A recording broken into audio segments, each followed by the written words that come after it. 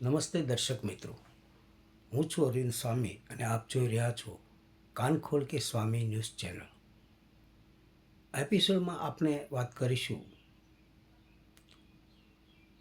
ખ્યાતિ હોસ્પિટલમાં ગેરરીતિ પછી એનો રેલો બીજી ઘણી હોસ્પિટલોને લાગ્યો છે. હોસ્પિટલનું નામ છે ખ્યાતિ, જે અમદાવાદમાંથી હમણાં જ 2 દર્દીઓના જેમાં મોત થયા અને આયુષ્યમાન કાર્ડ હેઠળ ખોટા ઓપરેશનો કરાય અને વગોવાય આખી હોસ્પિટલ. નામ ખ્યાતિ, પરંતુ આ પ્રકરણમાં એની કુખ્યાતિ ઠેર ઠેર સુધી પ્રસરી ગઈ, એમાં એ પ્રખ્યાત થઈ ગઈ. ખ્યાતિ હોસ્પિટલ એક મહોરું છે. ખ્યાતિ હોસ્પિટલ એક સિગ્નલ છે સાહેબ, અને ખ્યાતિ હોસ્પિટલ એ આરોગ્ય વિભાગ માટે તપાસ કરવાના વિષયોમાં પાશેરામાં હજી પહેલી પૂરી છે.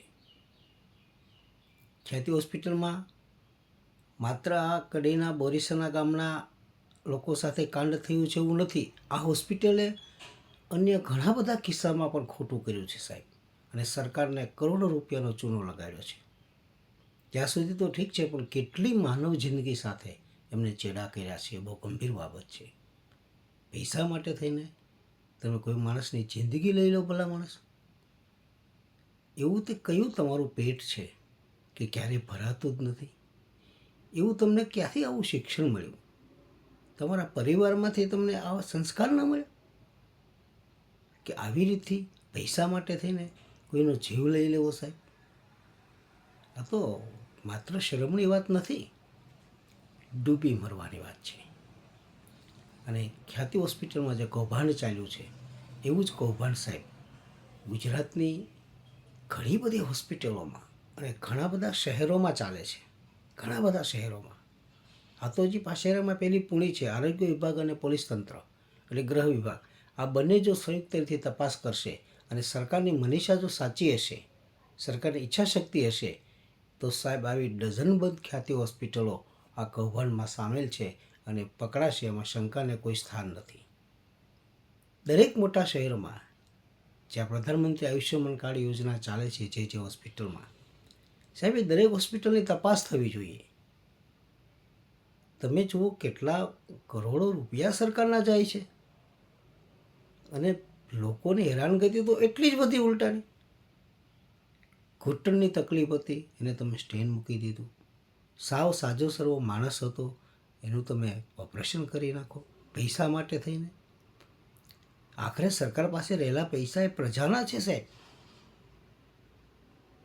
સરકાર એટલે પ્રજાથી ચાલતી, પ્રજાએ ચૂંટેલી પ્રતિનિધિઓથી ચાલતી એક સરકાર જે છે, એમાં પૈસા આવે છે તો પ્રજાના ટેક્સના આવે છે સાહેબ.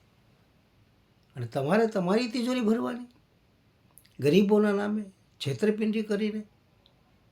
કેટલી હોસ્પિટલો એવી છે સાહેબ કે એની બારીકાઈથી તપાસ થવી જોઈએ, અને જે આમાં સંડોવાયેલા હોય, એ હોસ્પિટલનો સંચાલક હોય કે એમાં ડૉક્ટર હોય સાહેબ, એ ડૉક્ટરનું તો આજીવન લાઇસન્સ રદ કરવું જોઈએ. અને સંચાલકને પણ સાહેબ અઘરામાં અઘરી, કડકમાં કડક સાહેબ દાખલારૂપ એવી સજા આપો કે લોકોને એમ થઈ જાય કે ના, સરકારે કામ કર્યું છે ને બીજી વખત આવું કૌભાંડ કરતાં પહેલાં 100 વખત કોઈ વિચાર કરે કે આ વસ્તુ કરાય નહીં સાહેબ. સરકારથી ડરવા જોઈએ જે લોકો ખોટું કરે છે. તમે તપાસ કરાવો, મુખ્યમંત્રી તપાસ કરાવે કે આ યોજનામાં છેલ્લા 1 વર્ષમાં, 2 વર્ષમાં, 3 વર્ષમાં કેટલા કરોડ રૂપિયા ગયા. અને દરેક શહેરમાં છેલ્લા 2-3 વર્ષમાં બનેલી જે હોસ્પિટલ હોય સાહેબ, જ્યાં યોજના લાગે પડી હોય એની પણ તપાસ કરો, અને અન્ય હોસ્પિટલમાં પણ જ્યાં યોજના ચાલુ હોય એની પણ સાહેબ તપાસ કરો. ઘણું બધું મળી આવશે અને ખોટું થતાં અટકી જશે.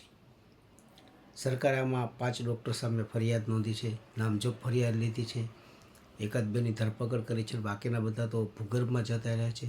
એની સંલગ્ન હોસ્પિટલો જે છે, એની પોતાની બ્રાન્ચ જેને કહેવાય આપણે, એ બ્રાન્ચ હોસ્પિટલો જે છે એ પણ અત્યારે બંધ થઈ ગઈ છે, બંધ કરી દીધી. મહેસાણામાં પણ ઘણી બધી હોસ્પિટલોને નોટિસ ફટકારવામાં આવી છે.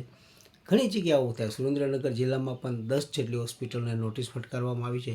હજુ પણ રાજકોટ, જામનગર, ભાવનગર, જૂનાગઢ, જ્યાં મોટા શહેરો છે અને જ્યાં યોજના નીચે આ કામ ચાલે છે સાહેબ, એ દરેક હોસ્પિટલની તપાસ કરવી જોઈએ. બધી હોસ્પિટલમાં ખોટું નથી થતું. આપણે અગાઉ કોઈ એમ ઘણી બધી સેવાભાવી હોસ્પિટલ છે સાહેબ, સંસ્થાની ટ્રસ્ટની ચાલે છે સાહેબ, ત્યાં કશું ખોટું થતું નથી. પરંતુ મુઠ્ઠી પર તત્વો આવું કરે છે અને એની હિસાબે આખું મેડિકલ જગત છે ને એ સાહેબ બદનામ થાય છે. લોકોમાં પણ એક વિશ્વાસ પેદા થાય એવી એક દાખલારૂપ કાર્યવાહી રાજ્ય સરકાર દ્વારા થાય એ ઈચ્છનીય છે. મારો એપિસોડ આપને ગમ્યો હોય તો લાઈક કરજો, શેર કરજો, સબસ્ક્રાઈબ કરજો અને બેલ આઇકોનનું બટન દબાવજો. અસ્તુ.